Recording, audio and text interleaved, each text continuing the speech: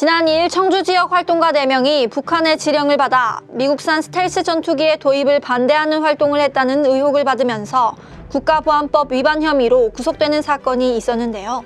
이들은 자주통일 충북동지회라는 지하 조직을 결성해 2017년부터 북한 공작원과 87건의 암호화 파일 형태의 지령문과 보고문을 주고받은 것으로 확인됐습니다. 수사당국이 확보한 자료에 따르면 북한으로부터 받은 지령 중에서는 SNS 등을 활용한 북한 선전 활동에 나서라는 지령도 있었던 것으로 알려졌는데요.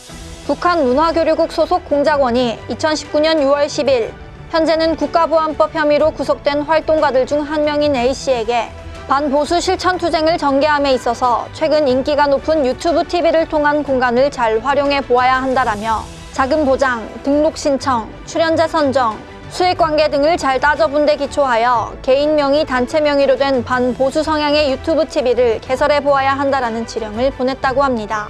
총선 전인 작년 2월 10일에는 워드 파일로 된 지령을 보내면서 신종 코로나 사태로 온라인전이 선거 유세의 주요 방식으로 전환된 데 맞게 인터넷 공간, 특히 SNS망을 활용한 여론전을 방법 있게 추진해 볼 필요가 있다라고 지시했다고 하는데요. 지령을 받은 자주통일 충북동지회는 지난 5월 국가정보원에서 주거지에 대한 압수수색에 나서자 중국 SNS인 위챗을 이용해 서로에게 연락하는 등 자신들끼리 연락하는 과정에서도 SNS를 적극 활용하는 행동을 보였다고 합니다.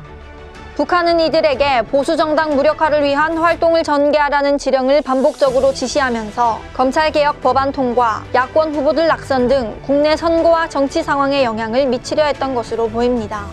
현재 국가보안법 혐의로 구속된 4명의 활동가들은 이번 수사가 국가정보원의 조작이라며 혐의를 전면 부인하고 있는 상태입니다.